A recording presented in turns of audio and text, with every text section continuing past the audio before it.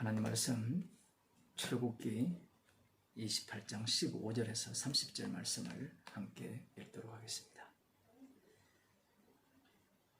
너는 판결 흉패를 에봇자는 법으로 금실과 청색, 자색, 홍색 실과 가늘게 꼰 배실로 공교히 짜서 만들되 장광이 한 뼘씩 두 겹으로 네모 반듯하게 하고 그것에 네 줄로 보석을 물리되 첫 줄은 홍보석, 황옥, 녹주옥이요 둘째 줄은 석류석, 남보석, 홍만호요 셋째 줄은 호박, 백만호, 자수성이요 넷째 줄은 녹보석, 호만호, 벽옥으로 다 금태에 물릴지니 이 보석들은 이스라엘 아들들의 이름대로 12이라.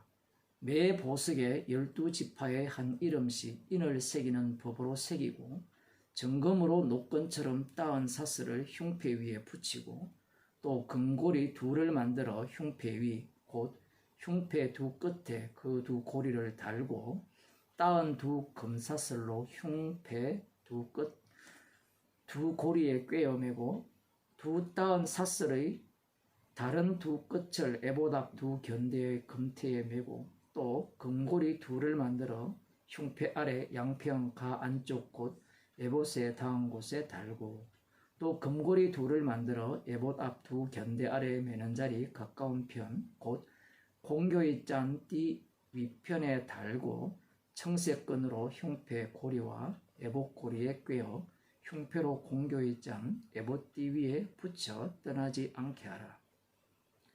아론이 성소에 들어갈 때에는 이스라엘 아들들의 이름을 기록한 이 판결 흉패를 가슴에 붙여 여호와 앞에 영원한 기념을 삼을 것이니라.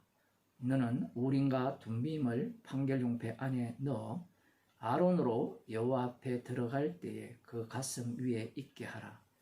아론이 여호와 앞에서 이스라엘 자손의 판결을 항상 그 가슴 위에 둘지니라. 아멘. 단어도 어렵고 읽기도 쉽지 않는 본문입니다. 오늘 본문은 그 에봇 위에 입는 판결 흉패 그리고 그 판결 흉패 안쪽에 넣는 우림과 둠밈에 대한 말씀입니다.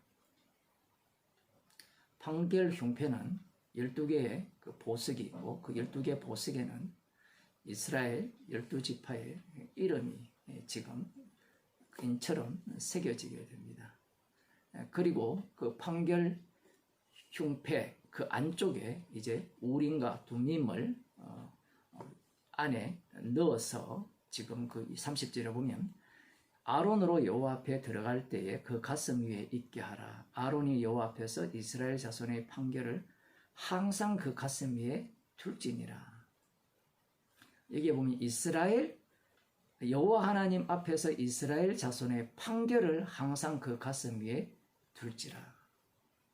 이 말씀이 쉽지 않은 말씀입니다. 왜냐하면 이 판결 흉패를 잊고 우림과 둠밈을 안에 넣고 뭔가 어떤 그 과정을 성경에서 말씀해 두셨다면 이 말씀은 별로 어려운 것이 아닙니다.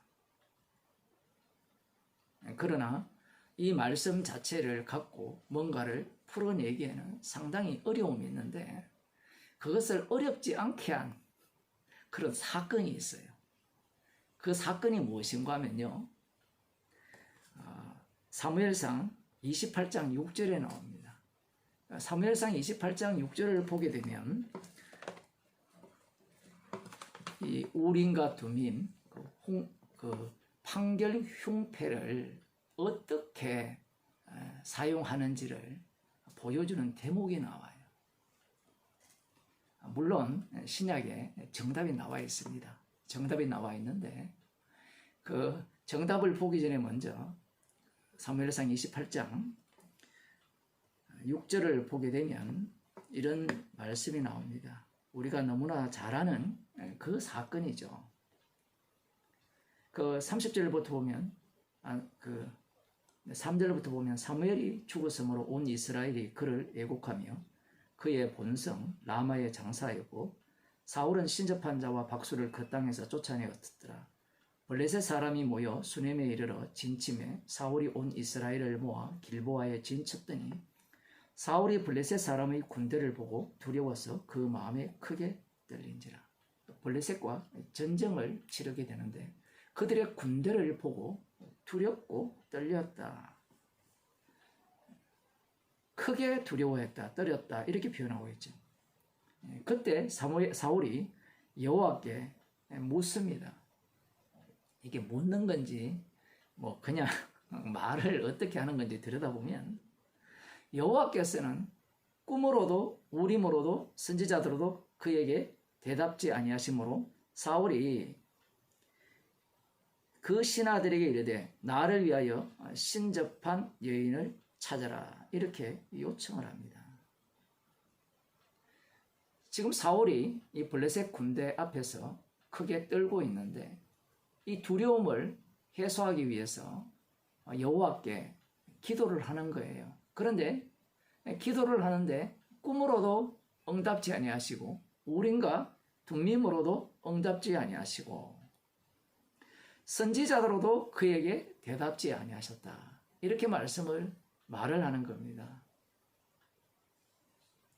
여기에서 꿈으로 응답하신다라고 할 때는 이 사울 왕 개인에게 하나님께서 꿈을 꾸게 하셔서 마치 요셉이 꿈을 꾸고 그 응답을 받은 것처럼 그러한 어떤 여호와 하나님의 지시를 따라서 전쟁을 하게 되면 이 블레셋과의 전쟁에서 승리케 하게 되지 않는 날은 그러한 응답을 기다렸던 겁니다.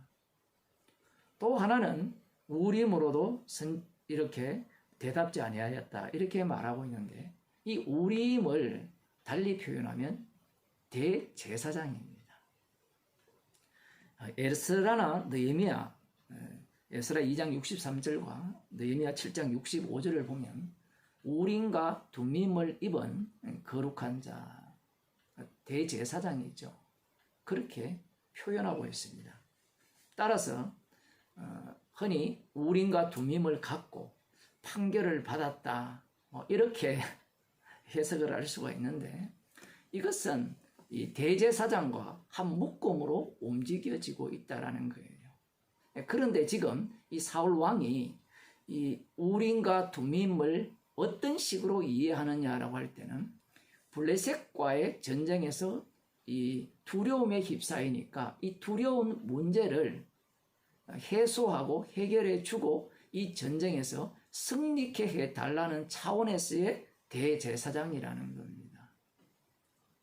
대제사장의 용도가 판결 흉패의 그 용도가 이런 식으로 사용되는 겁니다. 그 다음에 나오는 게 선지자, 그것은 뭐 사무엘 선지자에 대한 말씀인데 이 사울 왕이 이 대제사장이 입는 에봇 위에 그 판결 흉패를 어떤 식으로 활용을 했느냐라고 하면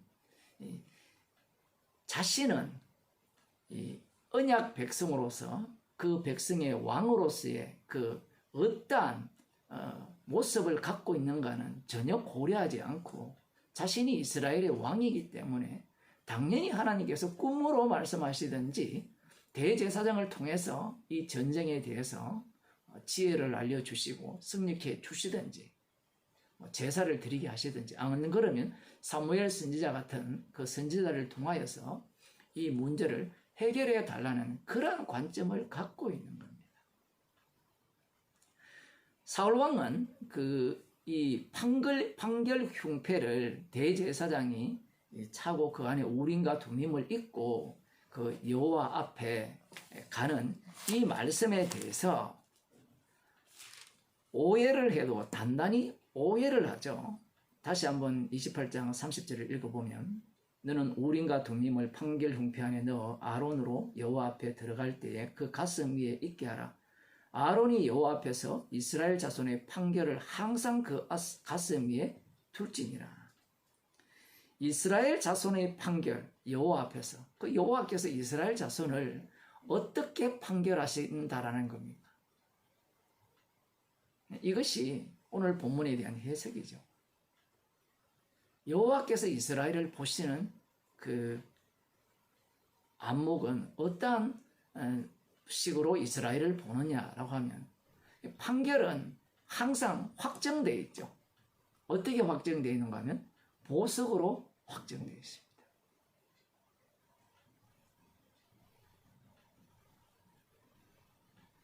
외부인들이 어떻게 보든지 상관없이 이스라엘은 보석이에요.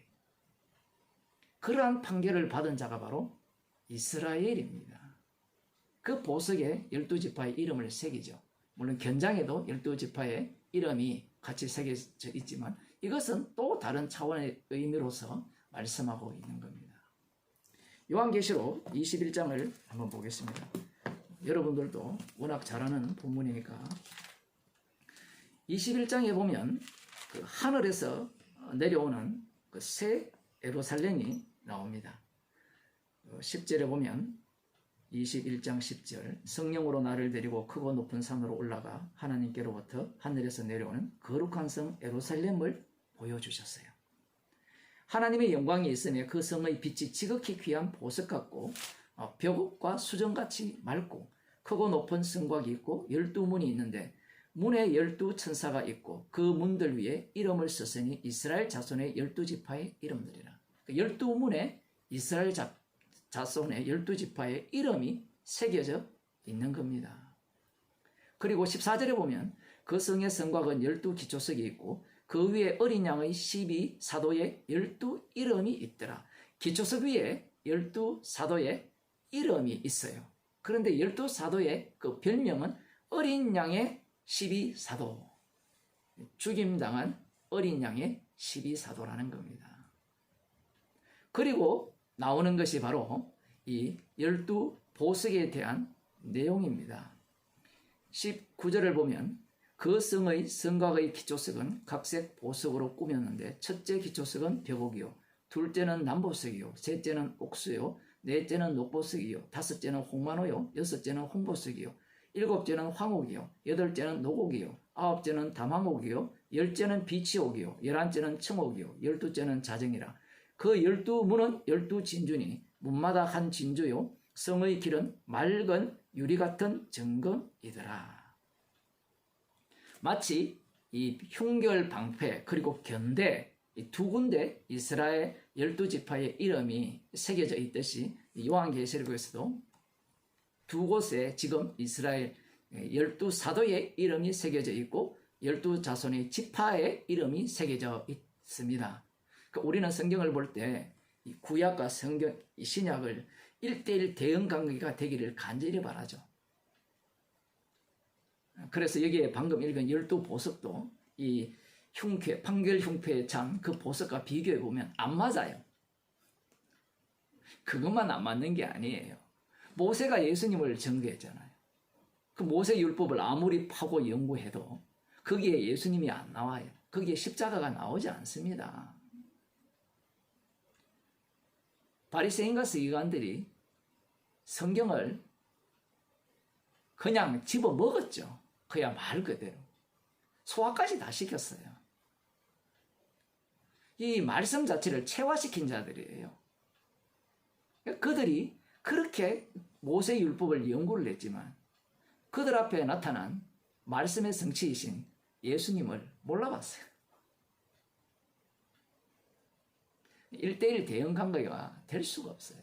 그래서 구약에 나오는 예언들을 신약에 성취되었다라고 할 때 맞춰보면요, 대충이에요, 대충. 그게 1:1로 딱 맞춰도요, 또 맞지도 않아요. 그렇게 맞춰 해석해도 뭐 신약은 구약의 성취다, 예수님을 전가하는 거다, 그렇게 얘기해도, 그렇게 다 인정을 해도 십자가를 전가하지 않잖아요. 지금 여기에 보면 12보석이 나오죠. 지금 이들을 어떤 자들이라고 하면 뭐 앞부분에 12지파의 그 이름들이라고 나오고 그 이름의 구체화가 누군가 하면 바로 12사도 나옵니다. 어린 양의 12사도. 이 교회를 세울 때 기초가 사도 이렇게 해서 세워졌다 이런 표현을 하는데 지금 여기에서 말씀하시는 것은 예수님의 십자가의 피로 새롭게 만든 새 이스라엘을 두고 하시는 말씀입니다. 왜 12이냐라고 하면 이것이 바로 언약의 성취이기 때문에 그래요. 그 12보석의 의미를 다 찾아내도 그 의미가 나오지가 않아요. 왜냐하면 이들 전체가 어린 양의 피로 옷을 입은 한 무리이기 때문에 그래요. 어린 양의 피로 희게 씻음을 받은 자들이 바로 이 보석입니다. 우리는 이 보석이 죽어서 천국 갔을 때 우리가 보석이 된다라고 생각할지 모르지만 그렇지 않아요. 어린 양의 12사도처럼 이 땅에서 십자가 복음을 전하는 자들, 달리 말하면 성령을 받은 자들이죠. 주님의 증인으로 부르심을 받은 자들이 바로 이 보석이라는 겁니다. 왜 보석이냐? 그 이유는 보석이 보석다워서, 지금 여기 보면 보석답잖아요. 보석다워서 보석이 아니라 주님의 피로 죄를 용서함을 받았기 때문에 그래요. 세리와 창기, 거지 나사로, 그들이 바로 보석입니다. 우리가 이 보배를 질그릇에 담았잖아요. 놀라운 일이죠. 이 질그릇을 두고 보석이라 이야기하는 겁니다. 성령을 받지 못한 자들은 무엇을 보는가 하면 십자가의 피를 못 봐요. 십자가의 피가 성도에게 덮인 것을 못 보기 때문에 항상 평가가 육으로 보이는 행위와 말과 나타나는 그 모든 것들로 판단을 내립니다.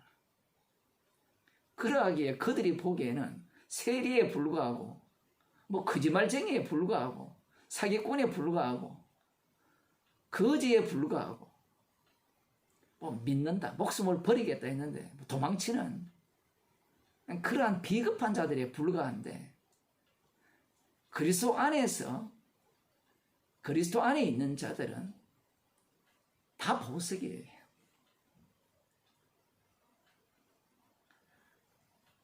이것을 다르게 표현하면 예수 안에 있는 자에게는 결코 정죄함이 없다라는 표현입니다. 인간들이야 이 눈에 보이는 보석다운 보석을 좋아하죠. 주님께서는 아주 묘하게 인간이 좋아하는 보석을 12개로 이렇게 배치를 하셔서 인간의 악마성을 고스란히 드러내버립니다.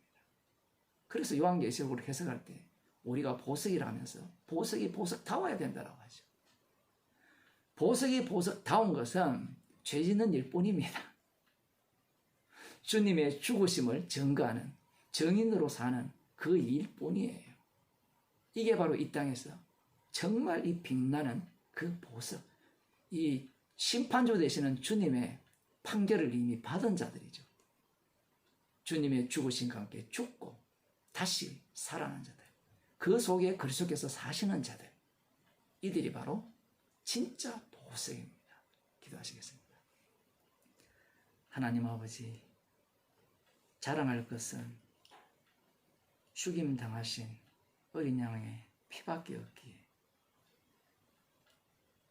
저희들을 날마다 죄인으로 만드셔서 주님이 심판 속에서 만드신 보석임을 날마다 반짝반짝 빛나게 하심을 감사드립니다.